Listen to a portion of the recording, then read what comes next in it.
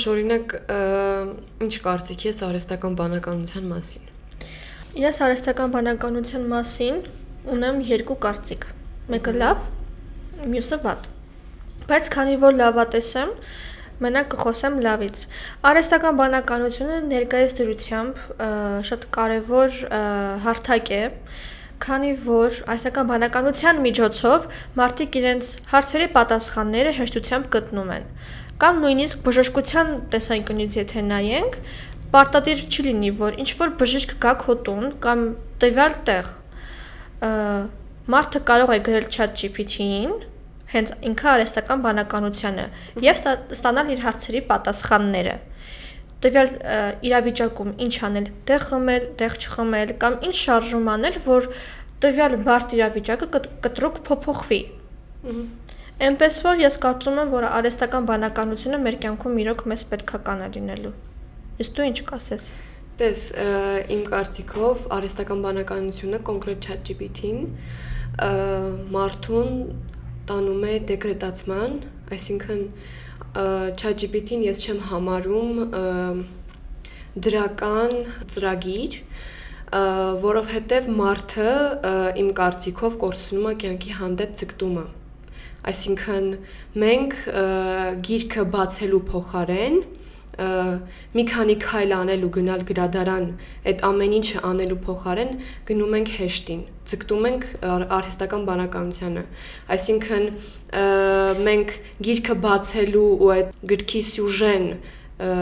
կարդալու փոխարեն, հենց գիրքը մեր ձեռքում, մենք դրա փոխարեն նախընտրում ենք ChatGPT-ին գրել, օրինակ, այսինչ գրքի սյուժեն մեզ ասա։ Ու այդ իմ կարծիքով մարդուն դեկրետացնում է ու մարդը դառնում է այդ արհեստական բանականության ստրուկը։ Բայց ստրուկ այդ մի քիչ հարաբերական է ասված, այսինքն ամեն մի մարդ ունի իր սեփական խելքը եւ ինքը պետք է հասկանա, թե իրեն արհեստական բանականությունից օգտվելու համար ինչքան ժամանակ է պետք։ Այսինքն եթե մարդը խելացի է, ունի խելք, ինքը արհեստական բանականությունը կօգտագործի սահմանների չափում, այլ ոչ թե սահմաններից դուրս։ Օրինակ ներկայիս դրությամբ, եթե գլոբալ խոսենք, այսինքն մենակ ChatGPT-ին չլինի մեր խոսակցության թեման, եթե գլոբալ խոսենք տեխնոլոգիաների, հեռախոսների, iPad-ների եւ այլ սարքավորումների մասին, որոնք որ մեր հասակակիցների, մեզանից մեծերի ձեռքում կան, ենթադրենք դասարանում կամ ինչ-որ լսարանում մեր տարիքի հասակակիցը հեռախոսով զբաղվում է դասերի փոխարեն, լսում երաժշտություն ականջակալներով կամ խաղում հենց իր կողքինների հետ կամ ինքը հենց մենակ։ Ու երբ որ ուսուցիչը խոսում է իր վրա կամ բարկանում, տվյալ անձնավորությունը ագրեսիվանում է, այսինքն ինչ է ստացվում, որ նման հեռախոսները, iPad-ները մարդուն, մեր հասակակիցներին ներվայնացնում է, այսինքն մարդիկ ագրեսիվ են տրամադրվում իրենց կողքինների հանդեպ։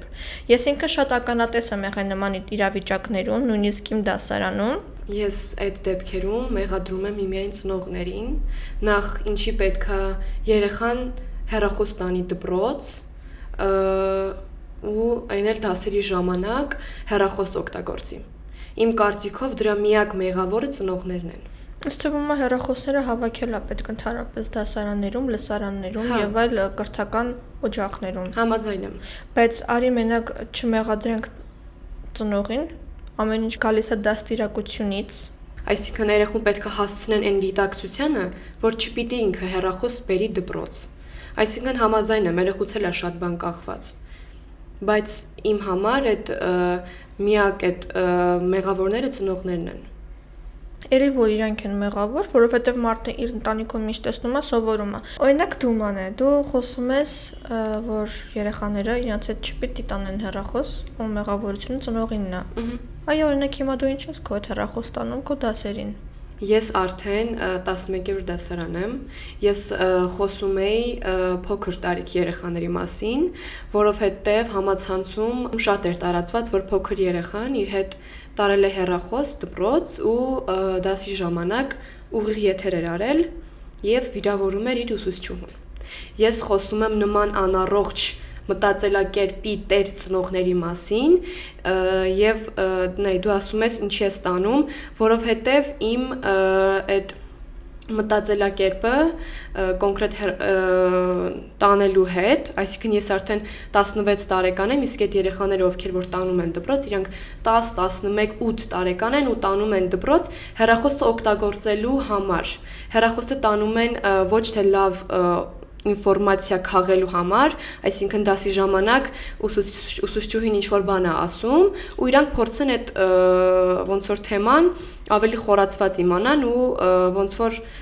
հեռախոսից փորձեն իմանալ, այսինքն իրանք այդ ամեն ինչը ճիշտ չեն օգտագործում։ Իրանք ուզում են խաղեր խաղան, քո ասացի պես երաժշտություն լսեն դասի ժամանակ,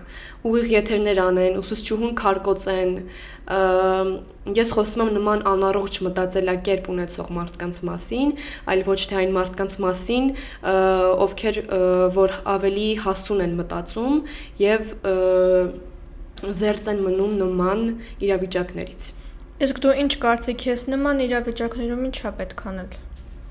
Փոքր երեխաների Ընդհանրապես դե տես մենք խոսացինք ծնողների մասին, նման իրավիճակներում ես չեմ ասում ծնողը հեռախոսը վերցնի ու արգելի։ Նախ եւ առաջ ծնողը իր օրինակով պետք է ծառայի երեխային եւ խոսքով պետք է ծառայի, այլ ոչ թե բռնություն կատարի երեխայի հանդեպ։ Պետք է ուղղակի հասկացնի, որ չի կարելի դպրոց հեռախոս տանել դպրոց։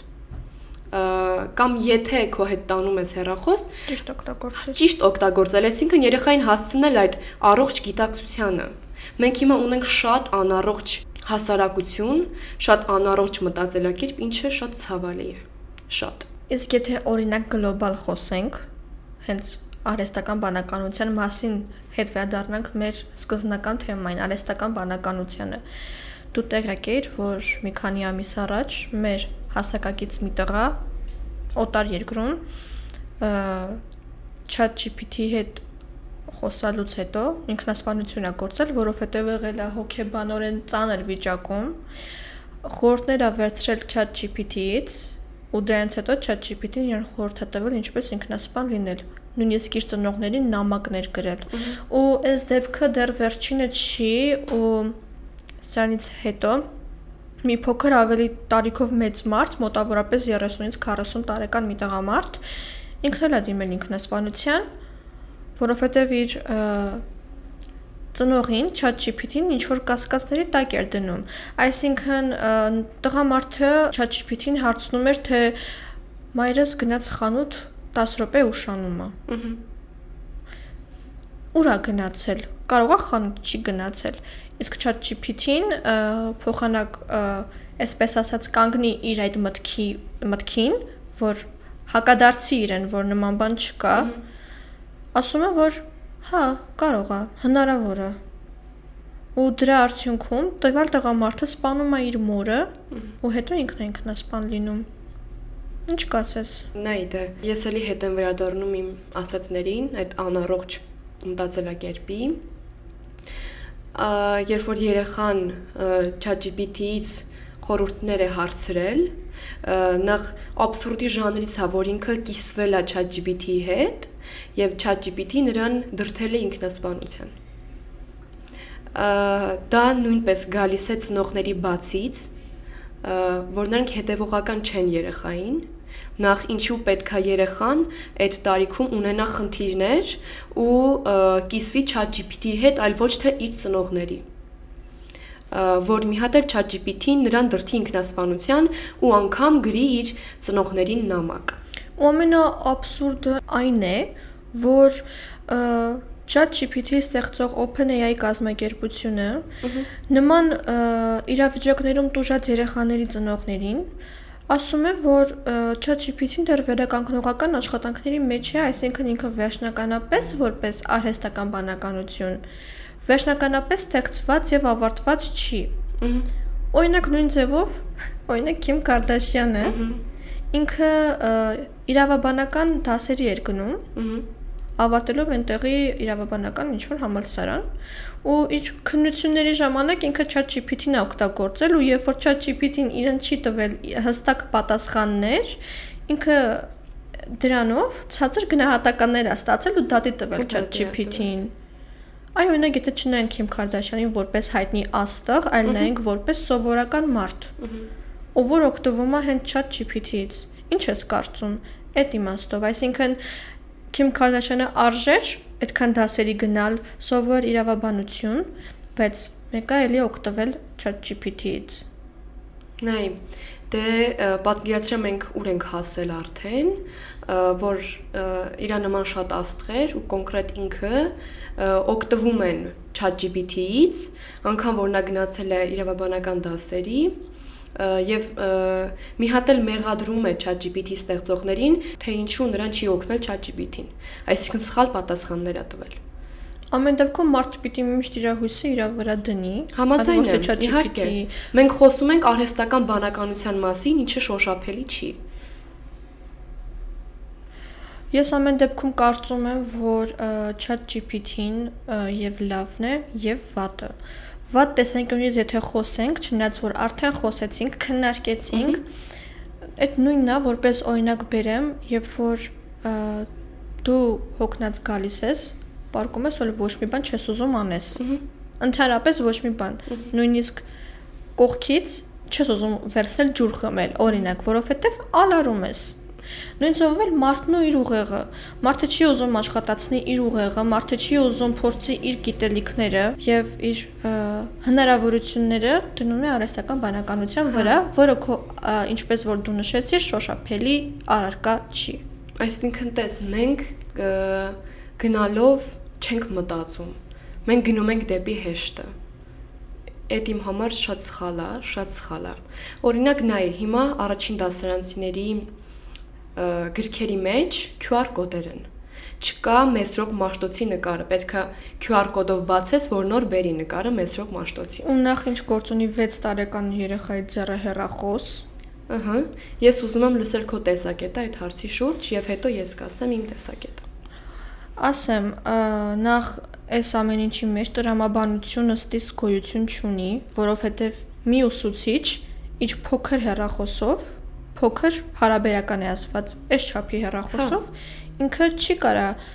30 հոգանոց 6 տարեկան երեխաներին ինչ որ մի վիդեո ցույց տա կապված մեր մեծերի մասին, կապված հենց ինքը Մեսրոպ Մաշտոցի մասին։ Ամեն ինչ պետք է լինի գրքում գրված, որ երեխաները նախ իմանան կարդալ, սովորեն տառերը, կարդալ իմանան եւ իրանց ուղեղում արդեն չսերմանի այն փաստը, որ նորմալ է արհեստական բանականությունով ինչ որ դաս անել կամ հենց հեռախոսով, այսինքն հենց 6 տարեկանից երեխայի ուղեղում արդեն հեռախոսն է նստվածք տալիս, այլ ոչ թե գիրքը, գիտելիքը, գրականությունը, մարդիկ իրանց հույսը դնում են նմանատիպ ոչ շոշափելի կամ հենց շոշափելի արհեստականության վրա, որը ես կարծում եմ, որ մի 100 տարի հետո հաստատ մեզ կործանելու է։ Օրինակ, այն աշխատանքները, որոնք որ մարդը կարա ֆիզիկապես իրագործի, հիմա իր փոխարեն դառնում է արհեստական բանականությունը։ Մարդը ինչ-որ մի ինֆորմացիա ստանալու համար չի օգտագործում իր ուղեղը, օգտագործում է արհեստական բանականությունը։ Ես որ լինեի, ես կսահմանեի ինչ-որ չափ, ինչ-որ օրենք, որով որ արհեստական բանականության օգտագործում պիտի ունենա իր հստակ սահմանները, որովհետև ներկայիս դրությամբ դասերի ժամանակ կամ աշխատանքի ժամանակ մարդիկ նախընտրում են, ինչպես որ դու ասեցիր, հեշտը։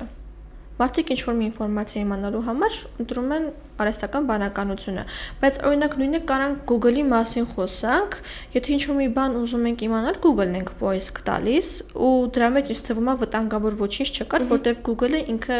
մասշտաբային ծրագիր է, որը որ իրանից վտանգ չի ներկայացնում, բայց այ օրինակ ChatGPT-ին ինքը կարա շատ բաներ սխալ ասի, ինչպես որ օրինակ կարա անձնական խորհուրդներ տա եւ այլն։ Իսկ դու ինչ ես կարծում ներկայիս դրությամբ օրինակ Google-ը ավելի հեշտ ծրագիր է ինչ որ մի ինֆորմացիա ստանալու համար, թե ChatGPT-ին։ Հավատա ավելի, երբ որ չկար ChatGPT-ին, մենք օգտվում ենք Google-ից։ Հավատա, որ ավելի լավ կլինի հիմա, որ լինի Google-ը, մենք օգտվենք Google-ից, քան արհեստական բանականությունից։ Ինչու՞։ Որովհետև արհեստական բանականությունը ինքը բոլոր հարցերի պատասխաններն ունի, բոլոր ցանկացած։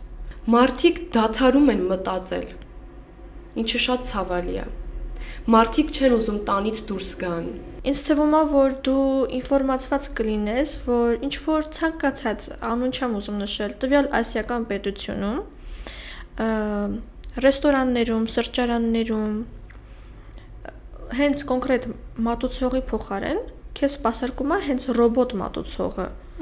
ով որ կարող քո համար երգի, բարի, խոսի քո հետ, ինքը քեզ խորհուրդներ տա, թե ինչ ուտեստ կամ ինչ խմիչք կարող ես պատվիրել։ Դրան ոնց ես նայում, նորմալ թե չէ։ Մաշնայ։ Մենք իրականում վատ չի, որ մենք գնալով զարգանում ենք, բայց ինչպես նշեցիր ասիական երկրներում, հա, շատ եմ տեսել հեռուստացույցով, որ մատուցողների փոխարեն աշխատում են ռոբոտներ։ Այսինքն կարող է մի 100 տարի հետո կամ ավելի շատ մարդկությունը ուղղակի վերանա, այսինքն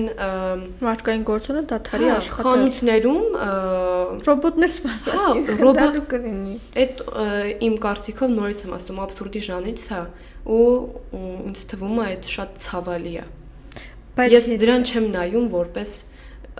առաջընթաց։ Շատ մարդիկ են դրան նայում առաջընթաց, շատ մարդիկ են գովաբանում, որ լավ է, որ սենց է, նենց է, բայց չէ։ Բայց որ շատ խորն ես մտածում, հասկանում ես, որ ոնց կարա մի բանը լավ լինի, եթե մարդու ձեռքը դրան չի կպել։ Բայց այ օրինակ արհեստական բանականությունը ինքը, եթե լավ տեսանկյունից նայենք, արհեստական բանականությունը վտանգավոր չի, եթե մարդը իր սահմաններն ու չափերը չի անցել իրան օգտագործել։ Դե հենց այդ է, այսինքն նորից եկանք նրան, որ պետք է ունենանք առողջ մտածելակերպ։ Եթե օրինակ աշխարհում կա 7 միլիարդ մարդ, եթե այդ 7 միլիարդ մարդն էլ մտածի լուրջ, մտածի ավելի խելացի եւ մտածի ավելի հասուն, մենք չենք բախվի այնպիսի խնդիրների, որոնք որ կան մարդկության համար ճակատագրական լինել։ Օրինակ, եթե ChatGPT-ն մի օր այսպես կոպիտ ասած փչանա, այսինքն ինքը իր վերահսկողությունից դուրս գա, դա կարող լինի մարդկության համար վտանգավոր։ Այսինքն ChatGPT-ն կարա իմանա մարդկանցից ինֆորմացիաներ, իմանա թե իրեն ով ինչ է գրել, իմանա տվյալ մարդու կոնտակտները, դեմքը նույնիսկ եւ ինչու՞ չէ նաեւ սպառնա իրան։ Այնպես որ ես կարծում եմ, որ ChatGPT-ն ու ընդհանրապես ցանկացած արհեստական ինտելեկտ օգտագործելու դեպքում ճիշտ, մարդիկ ոչ մի խնդիր չեն ունենա։ Ես մեկ մտածում եմ, որ կան գիտնականներ, ովքեր որ ասում են ChatGPT-ին ու այլ ինչ որ տվյալ տեխնիկաներ, ոչ մարդկային, այլ հենց արհեստական։ Իրանք շատ լավ են։ Ես նման մարդկանց իրականում եւ համաձայն եմ իրանց հետ եւ համաձայն չեմ, բայց նայած թե ինչ արհեստական բանականություն է դա, այսինքն եթե օրինակ խոսքը եթե գնա ChatGPT-ի մասին, իր դեպքում 50-50 է։ Բայց այնուհետև այլ ռոբոտներ, ովքեր որ կարող են մարդկանց օգնել, ինչ որ մի գործ կատարել կամ օգնել ինչ որ մի առաջադրանք կատարել, ես դրան այդքան էլ վատ չեմ նայում։ Ես միևնույն է մնում եմ կարծիքին, որ այդ ամեն ինչը ուղղակի պետքա չլինի։ Կամ չափի մեջ օրինակի։ Թող զարգանանք, բայց այլ ձևով։ Թող զարգանա մեր մտածելակերպը, թող զարգանան տեխնիկաները, այսինքն հենց այս միկրոֆոնները, որ մեր դիմաց դրած են, թող իրանք ավելի զարգանան, թող զարգանան նկարող ապարատները, բայց մարդը չկորցնի իր դերը։ Բայց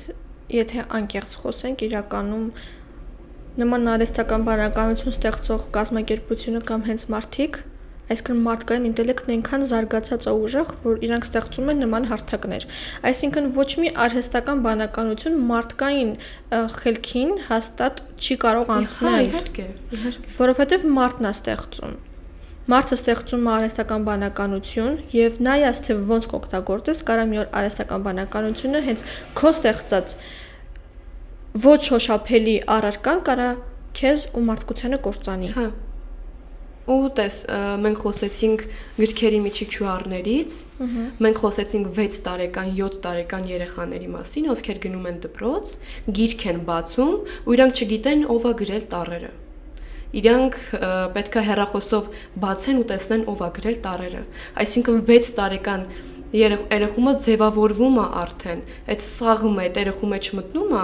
որ այդքան էլ էական չի հեռախոսով, հա, այսինքն չեն մտածում, այդ ձգտումը չի լինում մարդու մեջ։ Այսինքն այդ 6 տարեկան երեխան մեր վաղվա, չգիտեմ, վարչապետն է,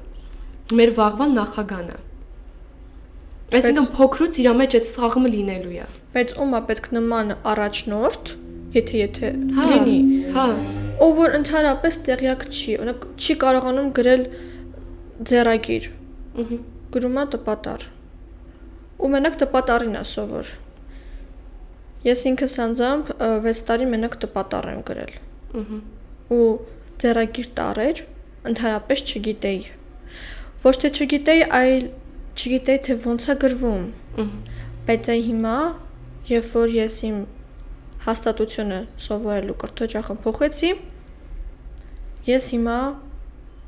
գիտեմ ձեռագիր, գիտեմ ամեն ինչ, գրել, կարդալ։ Մի ժամանակ իմ կարդալը այդքան էլ լավ չէր, որովհետև ես մենակ կոմպերին էի սովոր ու նման արհեստական շոշափելի առարկաներին։ Իսկ հիմա իմ աչքերը մենակ գրքերին են սովոր, ինչ որ տեքստեր կարդալու եւ այլն։ Տես դու էլ անկեղծ ասեր, հիմա ես էլ անկեղծանամ, երբ որ ChatGPT-ն առաջին անգամ եկավ, երբ որ բոլոր առաջին անգամ են իրան օգտագործում, ես էլ եմ օգտագործել, որովհետեւ հետաքրքրություն է մարդկանց մոտ առաջացնում։ Ես օգտագործել եմ, ես ChatGPT-ից շատ բաներ եմ հարցրել։ Հետո հասկացա, որ կախվածություն եմ ունենում իրանից։ Հասկացա, որ ել չեմ մտածում, ել չեմ կարողանում մտածել։ Ես իրանից կախվածություն ունեմ արդեն։ Ու ինչպես որ առաջ խոսեցինք, եթե մարդը ունենա իրոք խելք, ինքը իր չափը, սահմանը կդնի։ Մենք նույնիսկ հարցումներ իրականացրեցինք մարդկանցից։ Ես թվում է տվյալ հարցումները արժին եւս մեկ անգամ կրկնել եւ նայել։ Նայենք։ Ավելի շատ նախընտրում եք արհեստական բանականությունը, թե մարդկային ինտելեկտը։ Ինտելեկտը բնականաբար մարդկային։ Բարև ձեզ։ Մենք Բաց TV 21-րդ սերունդ հաղորդաշարից ենք եւ այդ կապակցությամբ ձեզ մի երկու հարց տանք, լցելու ձեր տեսակետը, համաձայն եք։ Մի անգամ այն։ Շնորհակալություն եւ առաջին հարցը ավելի շատ ո՞րն եք նախընտրում, արհեստական բանականությունը, թե մարդկային ինտելեկտը։ Նախ երկուսն էլ հավիտենականության ճանապարհի մեջ են։ Արարողի կողմից տրված Շատ լավ։ բանականությունը դա մարդկային գերագույն է, որով մարդը այս աշխարհում ոչ միայն շարժում է, այլև Տիրոջ հետ, Հայր Արարիչի եւ իր որդու Սուրբ Հոգի հետ, ես քրիստոնյա այս կանոնը, այս խաղաղությունը պահպանում է։ Ինչ վերաբերում է գերականությանը, ես ինքս այդպես պահովարկյան չի եղել, այսա 80 տարեկան եմ, շուտով կլինեմ, որ ես գիրք չկարդամ, դա ինձ համար եղել է ոչ միայն կանոն իմ երևույթից, այլև իմ տուրքն է եղել իմ մեծ ռաֆուս բռնած նաղաշ, են մեր նաղաշներից եկած միջև իմ ամենապաշտելիս դե Թումանյանը հանճարեղություն է, բայց հանճարեղությունը Ավետիք Իսահակյանը, իմ հայրս գրող Սերո Խանձատյանն է, բալիկներս, որով ազգադաստիարակվել։ Թող ես բոլորի անունները չեմ հիշատակի, Իհարկե։ բայց մեր ամբողջ խորհրդային շրջանի գրականությունը, մեր պոեզիան, Չարելցից եկած, մինչև Շիրազ, մինչև Համոսահյան, միջև Վահագն Դավթյան, Պարուս Սևակ, դրանք հանճարեղություններ են։ Ես մաղթում եմ մեր այս հրաշք աշխարհին, մեր Հայաստան աշխարհին, թող լինի անընդհատ հոգու, մտքի եւ զավակների աճ մարգևաճում։ Ես 4 տղա ունեմ, ինքս կռվել եմ, պետք նորից պիտի գնամ կռվեմ, իմ հայրենիքից, իմ Հայաստանից, ձեզ համար բանիկներս։ Դուք ինչն եք ավելի շատ նախընտրում, արհեստական բանականությունը թե մարդկային ինտելեկտը։ Մարդկային ինտելեկտը բնականաբար։ Շատ լավ, իսկ ավելի կմանրամասնեք ինչու մարդկային ինտելեկտը։ Որովհետև արհեստական բանականությունը ամեն դեպքում դա մարդը չի, դա ինչ որ արհեստական, հենց դրա համար է կոչվում արհեստական ինտելեկտ, որը որ ինձ թվում է դա պիտի բերի մարդկության վերջը, որտեղ մարդու ուղեղը, ինքը մարդու ուղեղը պետք է աշխատի բնական, իսկ ինչը որ արհեստական է, ինձ թվում է, եւ դրա համար հիմա նայում ես ինչ որ երգչուհիներ կան կամ ինչ որ բաներ կան, որ հասկանում ես, որ ինքը չի, արհեստական է, հա կարող է ինքը սիրուն է, կարող է ինքը ինչ որ բան է, բայց մեկը ես չեմ ընդունում դա, իմ համար դա, միգուցե ես ավելի հին դարի սերունդից եմ, դրա համար չեմ ընդունում, բայց ես կարծում եմ, որ ես ճիշտ եմ։ Ես կարծում եմ այդ արհեստական բառը հարիր չէ, իսկ մարդկային ինտելեկտը հավիտենականությունն է։ Մարդ, օրինակ, որ այսօր մենք մարդկանցից հարցազրույց վերցրեցինք, օրինակ, ինչ ես կարծում, որ մարդու պատասխաններ ավելի ճիշտ, ուզում եմ լսել քո կարծիքը։ Տարեց մարդը միակ հետաքրքիր ու հասկանալի պատասխանը հակիրճ որ տվեց, դա այն ակնոցներով պապիկներ։ Իսկ մնացածը, չգիտեմ, մարդիկ տարբեր եզրակացություններ ունեն։ Իհարկե։ Ինչ որ մեկը անհասկանալի պատասխան է տալիս, մյուսին արհեստական բանականություն ես ասում, ինքը գրականություն է լսում։ Ես նույնպես կասեմ ակնոցներով պապիկին, որովհետև երևում է, որ նա ու բնական է, որ նա շատ բաներ ապրել, շատ բաներ տեսել եւ նրա դիտարկումը այդ հարցերի շուրջ շատ գրագետ, շատ դիպուկ եւ շատ ճիշտ էր։ Ինձ թվում է մենք այսպիսի հարցազրույցներ մարդկանցից ցանկացած առումով կվերցնենք եւ մեր սուբյեկտիվ կարծիքը այսպիսի հարթակներում մեր հաղորդաշարում կքննարկենք եւ կներկայացնենք։ Եվ ինձ թվում է, որ այդ հարցադրումներով եւ այս մեր հաղորդումով մենք կբացահայտենք մարդկանց եւ կբացահայտենք եւ շատ կօգնենք։ Այո։ Բայց այ օրինակ հիմա տես մեր սեղանին կան գրքեր եւ մեր փոքրիկ ռոբոտիկը արհեստական բանականություն։ Այո։ Ով որ մեզ մեր բոլոր հաղորդումներում կարծում եմ որպես մեզ ընկեր պետք է գա։ Դու ո՞րն ես նախընտրում, գրքերը, թե մեր արհեստական բանականությունը։ Ես միանշանակ առանց երկմտելու կպատասխանեմ, որ նախընտրում եմ գիրքը եւ գրքի հոտը։ Իսկ դու։ Գիրքը շատ լավն է։ Ես առանց երկար բարակ մտածելու կընտրեմ երկուսն էլ՝ գիրքը եւ մեր արհեստական բանականությունը, որովհետև երկուսն էլ մեր կյանքում մեզ պետք են գալու։ Իսկ եթե ավելի խորը նայենք, բնականաբար գրքերը։ Գրքերով մենք ավելի շատ ենք